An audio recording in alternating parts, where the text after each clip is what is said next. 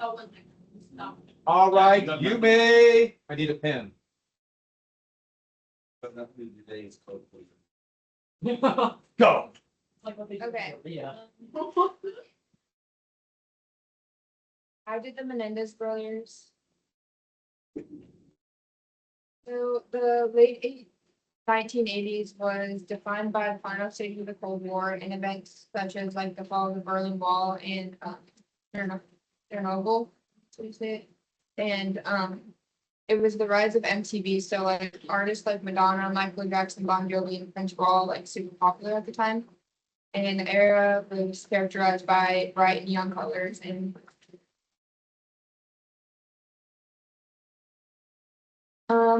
so the life of the before the murders, Jose Enrique Menendez and Mary Louise Anderson, who went by Kitty, met at Southern Illinois University, where they attended school together. They got married in 1963 and moved to New York City. And on January 10th, 1968, they welcomed their first son, Joseph Lyle Menendez, and he goes by his middle name Lyle. Kitty, who was a teacher, quit after Lyle was born, and they moved to New Jersey, where they had their second son, Eric Galen Menendez, and he was born on November 27th, 1970. And they lived there for a while, and both boys attended Princeton Day School. And then the family moved to California because Jose was offered a better job. And in 1988, both boys get into trouble by committing multiple burglary. I can't say. Yeah. I can't say that word. In the neighborhood, where they stole more than 100,000 in cash and jewelry. And this prompted their parents to move to Beverly Hills, and Eric attended Beverly Hills High School, and he earned average grades, but was really talented at tennis. And Lyle attended Beverly Hills University, and he was placed on academic probation for bad grades and was eventually suspended for plagiarism. Okay. So Lyle, his whole life was basically planned out for him by his parents, and as the oldest, they had more expectations of him. And Jose was set on like making sure his oldest son was even more successful in business than he was, and he would control what Lyle ate and who he hung out with, and like what books and television shows that he was like exposed to. And that took a huge toll on Lyle, and this to the point where he suffered from insomnia and he developed a fierce temper. Lyle also played tennis because his dad only let him play a sport without a team, but I don't think he played for that long, but he was good at tennis. And he also maintained average grades in high school. But this caused tension at home because they had higher expectations of him. And after graduating high school, he was rejected from Princeton University the first time. And so he attended a local community college. And during this time, he fell in love with a girl and wanted to open a restaurant with her, but his parents didn't approve of her, and forced them to break up. And on a second time to apply to Princeton, he was accepted, but like I said before, he was suspended for plagiarism and kicked out eventually for work. And this his relationship with his parents got really bad after this, and it became like unbearable, which led to and Eric, he was viewed more as like the sensitive and emotionally vulnerable of the two, as like the younger brother. And he grew up looking up both to his dad and Lyle. And just like Lyle, everything that he did was controlled by Jose. And he wasn't very close with Jose, and he was a lot closer with his mom. And he would endure most of her dramatic mood swings that she would have. And he was very sensitive and shy, which took a toll on him because causing him to have like stomach pains and stuttering, teeth grinding. And he felt rejected by Jose, and that's why he looked up to Lyle. He didn't have very many friends. And after high school, he wanted to attend college, but his parents did not let him because they didn't want him to end up like Lyle and have like trouble in college. And this made him frustrated, and he wrote a screenplay about a teenager who murders his wealthy parents for the inheritance. And then he showed it to Lyle, and that gave him the idea.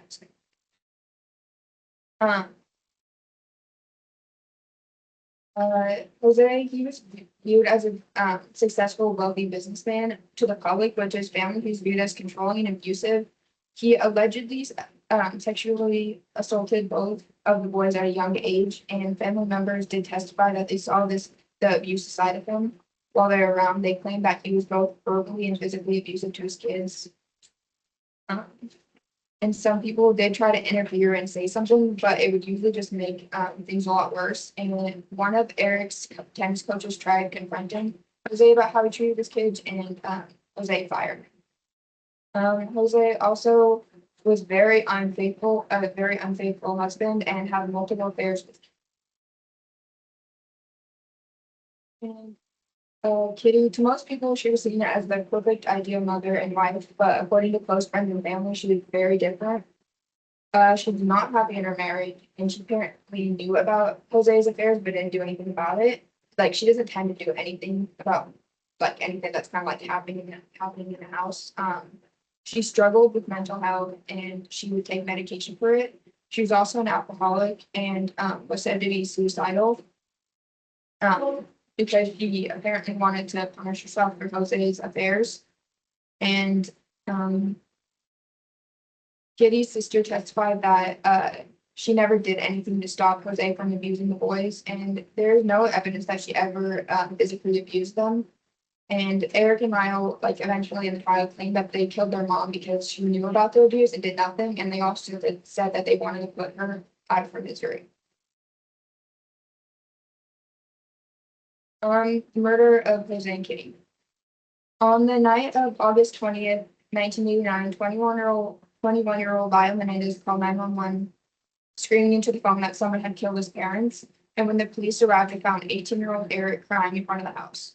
The horrific nature of the crime initially led the police to suspect that a possible mob hit related to Jose's business dealings. And the police found Jose and Kitty in their living room with multiple gunshot wounds each while the TV was still on. It was confirmed that they were shot a total of 16 times by two 12-gauge Mossberg shotguns.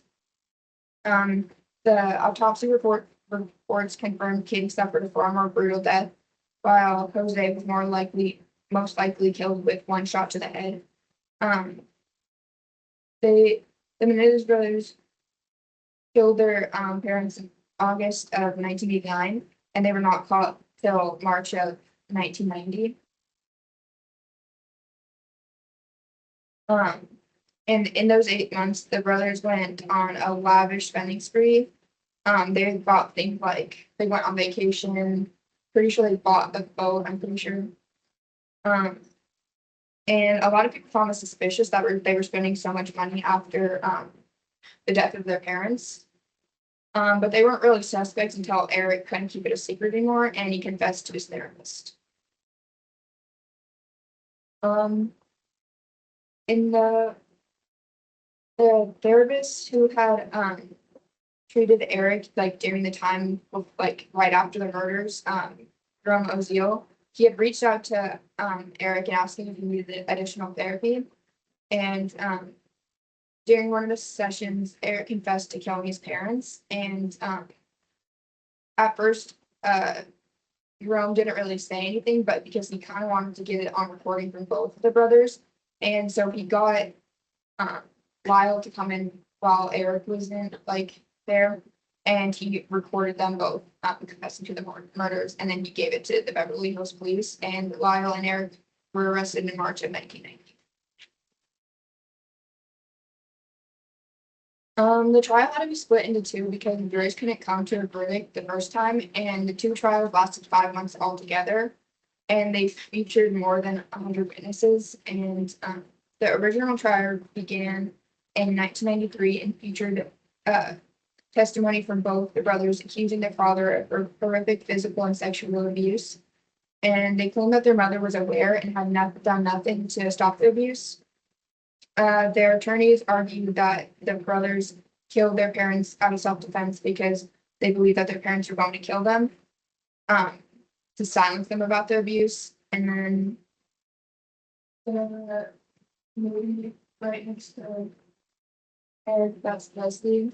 she was Eric's lawyer and she was a really good lawyer and was probably the main reason that the juries couldn't come to like a verdict.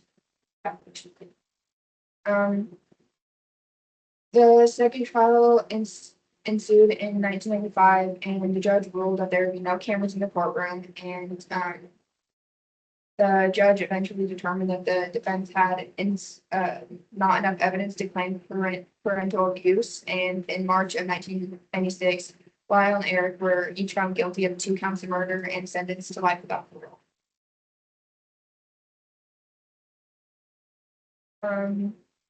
Their life in prison, they have both been they were separated from each other for over 3 decades in prison, and they spent most of the time in prison apart, but they were reunited in the same housing unit in 2018.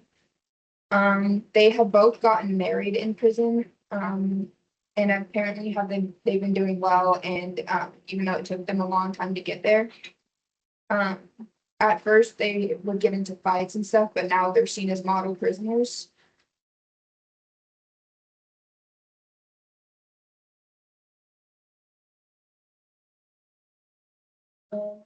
There was a TV show made about it on Netflix. I don't think it's very good. It's kind of inaccurate. And it was released on September 19th, 2024, and it's about how the brothers were before they killed their parents and everything about the actual killings and trials. And it had mixed reviews when it first came out. Because some people believe that it like portrays them as terrible, greedy monsters, while others believe it is bringing them to justice. And it is the second installment in the Monster Ology series, following Dahmer's story. I believe that I do believe that Jose was abusive. And most of the stuff that they did say about their father was true. And I do believe that a big part of it was about the inheritance though. And I think they deserve like time in prison. But I feel like it's like somewhat similar to the Gypsy Rose case and like it being for being able to be released and stuff. And I feel that it should probably be the same to them. So you have seen the movie? Yeah. Yeah, it was a big deal when it came out. It was a really big deal. Any questions about that? So 8 months they made it without being caught. And then did they have any other suspects or? I don't, well, it was like, they thought that it was a mob hit. Oh, okay. Any questions? All right, good job. All right.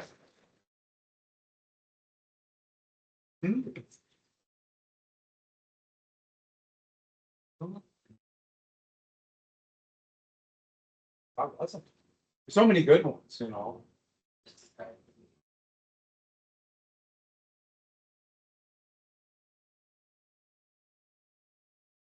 Let me, who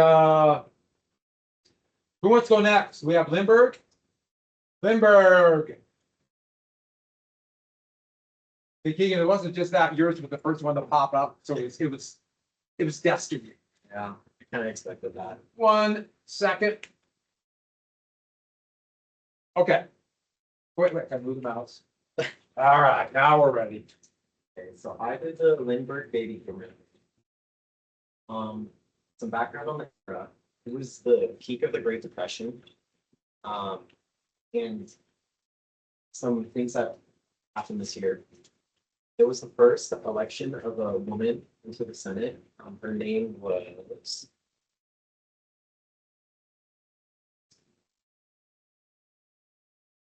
I guess I didn't get it. Yeah, so that was a big part. Amelia Earhart finished her first solo flight. It was like 30 hours. And then that's also a picture I thought was kind of cool of Colonel Lindbergh and Amelia Earhart in the same room. And some kind of bad things. Hitler was on the rise during this era. he just gained his citizenship, I believe, in Germany, and tried to run for their president role. Yeah. And then towards the end of this era is when Franklin D. Roosevelt would be president. So how it began, the Lindbergh baby kidnapping occurred March 1st, 1932 at 9 p.m. Charles A. Lindbergh Jr. was kidnapped from his home near Hopewell, New Jersey, which was discovered by Betty Gow, who was his nurse. Anne and Charles, his mother and father, arrived home at 10 p.m., where they searched the area, finding nothing more than muddy footprints, a broken ladder, and a ransom note. The ransom note contained, or contents, were demands for $50K from the kidnapper. However, with no way to contact the kidnapper. The New Jersey Police Department took over the investigation and determined that there was no blood and no fingerprints at the scene, which is what led to this case being really blanky, because they couldn't find anyone related to it. It's kind of annoying to follow. They had conversation through ransom notes. There was 13 in total, because there really wasn't, like, I don't know, the first one, they only had the note, but there was no way to contact. So then the second, I believe they posted a article in the newspaper to even get a hold of the kidnapper at first, which is then when the second note came in demanding a higher ransom. And then, yeah, a third ransom note was received by Colonel Lindbergh's attorney, which was more information. And then the fourth is where they finally accepted Dr. Condon as a go-between between the kidnapper and the investigation group. A fifth ransom note was received by a taxi driver, which was given to Dr. Condon. It was his taxi driver. So they had some inner workings with what his time schedule was. And then this note gave the location of the sixth note, which is where he first meets John.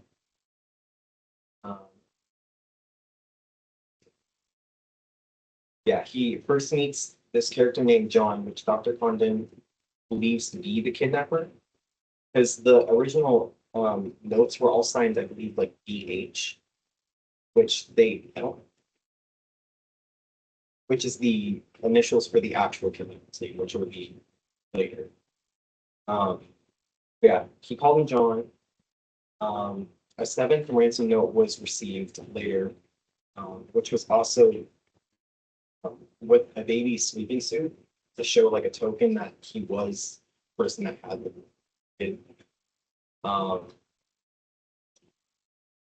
Then an eighth note was given to him, which the kidnapper was basically asking for complete compliance, which is also revealed where he said, or during this note, he said that this had been in the making for over a year, to show there was a little company.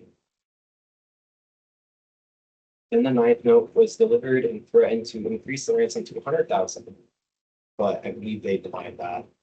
And then Dr. Condon received the 10th note, which instructed him to have the ransom ready by April 2nd, still in the same year, which was the day after the sequence. He then received an 11th note from another taxi driver. I don't think it said if it was the same, which instructed the location of the 12th note, which also happened to just be where John was. Which he then paid the 50,000 ransom, because I guess they lowered it to 70, or from the 70 back to the original. And in return got the final note, which indicated the location of Charles, which was, I believe, are some of the notes. They were all very sporadic. So then the search began. Charles Lindbergh, according to the 13th note, was in a boat called the Nelly at Martha's Vineyard. The search was unsuccessful. And I believe this went for about 2 weeks with no success. Until on March 12th, a trucker off the highway near Mount Rose, New Jersey, in Mercer County, found the body of Charles Lindbergh partly buried, badly decomposed, slightly dismembered, and there was a bullet hole through his skin. Autopsy report also shows that he had been dead for about 2 months, which lines up for about when he was kidnapped.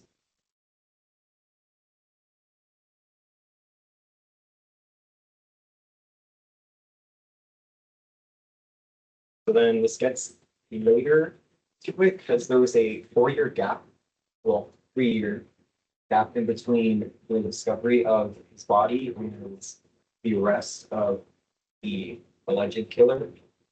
So years later, the investigation led to a suspect named Bruno Richard Fontaine. Which to back up, he signed on some of these notes. Also, it's a big piece of evidence for this, but there's still some conspiracy whether that he is or not. He was a German carpenter who was found to be spending the ransom money at a local store,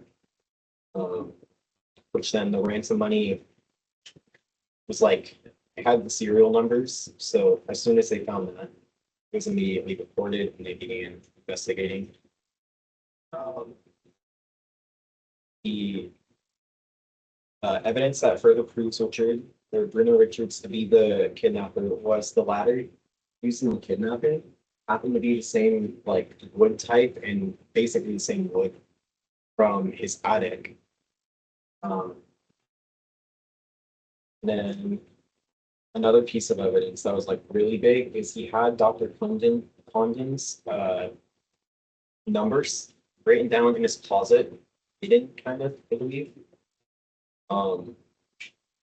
Then he was later convicted in court of 1935 and later sentenced to death on April 3rd, 1936, which was by the electric chair. Results of the crime, Charles Vineyard died and then it led to the capture and execution of Richard, Bruno Richard. The legacy that we left, it did greatly improve investigation methods, just for kidnappings in general, because it was one of the like biggest, and I think it was the first, but it might have been the first like publicized like thing. And it also improved ransom money tracking with the serial numbers. And then it also led to the Federal Kidnapping Act, which that's part of it.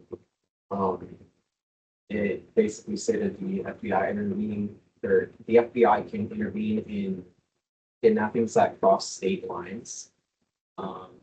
It also led to the immediate reporting of child crimes, so any kidnappings of a minor. And then it also, I thought it was a good one, the improved forensic science, specifically blood analysis, which is what led to the latter. My personal evaluation, I'm glad they got him, but there was more. I believe it was him, just from all the evidence, but there was a few articles on how he could have just been set up by the actual killer, like a really well-made setup. I believe he was the killer. Any questions? How old was it? Charles Jr. again when they kidnapped him? He was, I believe, 21. So he was very impressive. And who was Charles Lindbergh again? What did he do? He was, I believe he was the first male solo flight across, was it the Atlantic? Yeah, first solo flight. Yeah. Sure. She did a little bit later, but yeah. Yeah. Yeah, so it kind of became a federal crime, so don't kidnap. Yeah. Yeah, all right. All right, good job. Give me, all right, good. All right, all right, let's Jonah, you ready? All right, you ready? Yay! Am I ready? Good Zodiac Killer, good. Give me 1 sec. You may begin. I did the Zodiac Killer. And the era of crime it was like the late 1960s to the early 1970s. And this time range was called the increasing crime wave, and it was fueled by like the social upheaval of the government. It was like the Vietnam War, civil rights movement, and there was a dramatic increase in crime. So this is a map of the murder rate in the US, and it increases by 126% between 1960 and 1970, with the murder rate doubling between 1964 to 1974. And the Zodiac Killer was active between 1968 and 1969 with the confirmed murders, but he was still active from 1969 to 1974 with the police.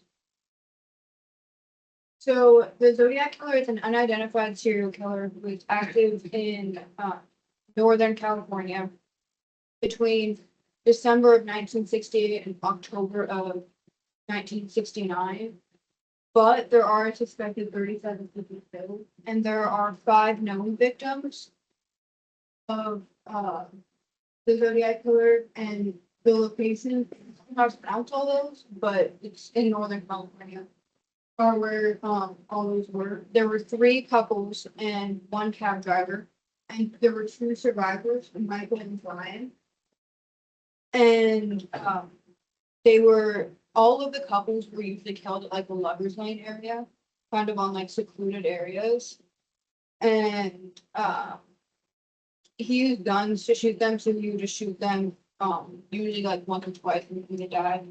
And these 2, they were one of the 3 couples.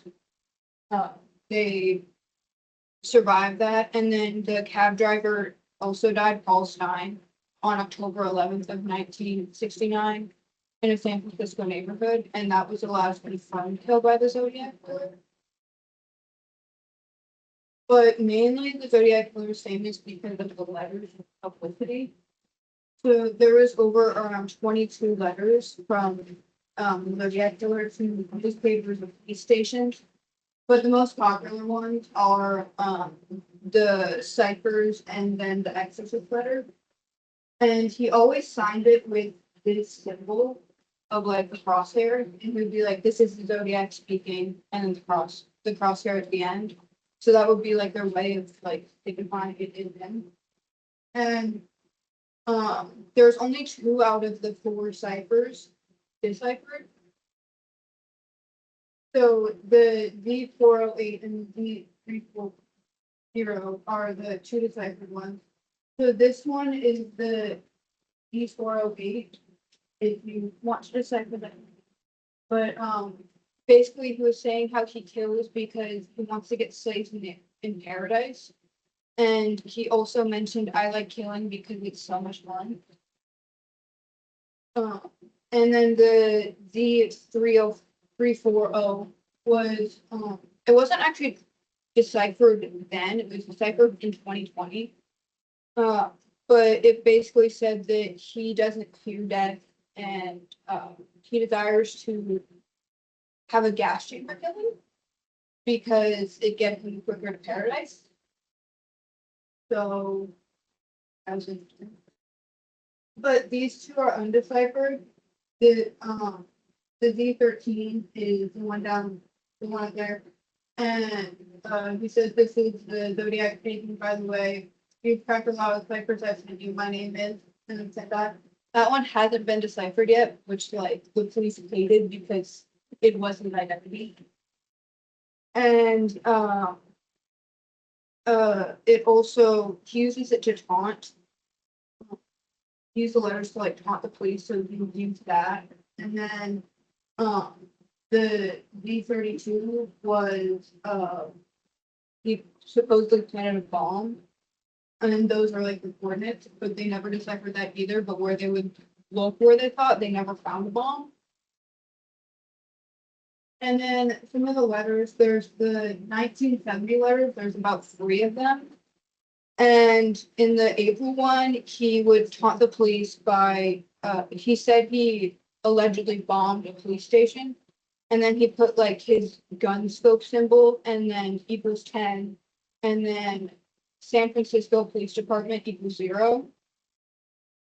And he also, in the letter, he would say like, send it to the news and be like, you need to put this like on the front page or I might bomb school. And then he also suggested for people to start wearing Zodiac buttons on his little symbol. And that was really like people to start wearing that. So he wanted like the popularity. And then in June of 1970, he wrote another one because he was upset that no one else was wearing the letters, like the buttons. So he claimed he shot someone in the car, which would have lined up with the death of Cop Sergeant Richard. I don't exactly know how to pronounce his last name, but I'm gonna try. Radicchit. It looks German, but he got shot in the car, and they think that lines up with his claim, but it's not confirmed. And the June note also contained the 32 one with the hidden bomb. And all of the letters of these are really to get attention or like taunt the police of them trying to run in circles and get his identity. And the final letter that they confirmed he wrote was the in 1974. It's called the Exorcist letter. And that's where he claims to have 37 official kills, but they're not confirmed by like the government. So that's why they're only speculated. And I think that the results of this are it's a cold case and there's only really one liable suspect, Arthur Leigh Allen, but they never really confirmed that. The only records they really have is he was child molester, but that's about it. And there's been a lot of pretenders for the letters, so they'll send it to the news, but they can compare it with the handwriting and like the dates and stuff, and they're pretty sure it's not. And then also it brings a lot of it matched up a lot of copycatters, so it inspired a lot of them because there was one in New York that led like, and they also called themselves the Zodiac, and then one in Japan. And this is from this is a sketch from 2 kids who witnessed or 3 teenagers who witnessed the cab driver get shot. So this is the only sketch reference I have of him. And that was posted everywhere when that happened. And my evaluation is I don't think he'll ever be found. With the ciphers, there was no real pattern between all 4 of them. It was just erratic between each one. So I'm surprised they even deciphered 2 of them. And then I think he was ignored through childhood, which is why he was like, he sent it to the news, the police, and was like, put me on the front page, where my bus, and all that stuff. And I was thinking maybe some past love interest like fell through, or he had a crush on someone and they didn't like him, which is why like he primarily killed couples in Lover's Lane, because it was mainly late at night when he would kill them in Lover's Lane, which this is what would happen there. Yeah. And Councilman, real quick, what did Alfred Leigh Allen do? He was the only thing I could find on him is he was a teacher and a child molester, and they just suspect him as the Zodiac, but that's about it. Yeah, this was such an interesting history, fitting with all the other crimes going on, for the era. Yeah, and they closed the case and then they reopened it back in 2007. It's been open ever since. So that's what we're doing next week. We're not doing. Yeah. Let's just do the cipher first. Yeah. Yeah. All right. All right. Decipher. All right, good job. All right, good finish. So one thing, everybody did a great job. And I think you all deserve a round of applause that you give to me. Thank you. Not good job, baby. I don't want to take all the credit that I will. No, good job, everybody. Nice job. And I believe Rowan is gonna take us out to eat because she got this. Oh. And I don't know if anyone else got this, but, you know, yeah, Peter Fit, It's still home there. Peter Fit. Come on, they're gonna reopen it just for us. Slim chickens. And yes, Slim Chickens, everybody. Anything else? Bob Bob Woods- Oh, Bob Woodward. Just killed businesses. This thing is single-handedly killing businesses. You can. Yeah, you guys. Yeah, you go to Peter Fit anytime you want. Yeah, like, yeah. The employees, I would like to just. I was like, okay. No, they don't. And you tell them to take it after they use it. That's so. We should capitalize. Yeah. Don't take it, because it's like, you can't use it in Peter Fit then. Yeah, just like. Yeah. Slim Chickens is out. All right, so let's talk about the rest of the schedule then. So I will do Son of Sam, I gotta talk a little bit about New York City, and well, the test, we should probably do HH. It is such a good story, because that also is, it's a great story about the World's Fair in 1893. It is such a good story. Fair, I call fire. But Son of Sam in New York City is such an amazing story. Do you want to start Son of Sam right now? Yes. Let's do 5 minutes, Son of Sam, 5 minutes. Everyone write down Son of Sam. And New York City. Yeah, Harvey. Only one. I would. No, I was thinking, oh, there's a criminal one, and you glass up, like it's based on the.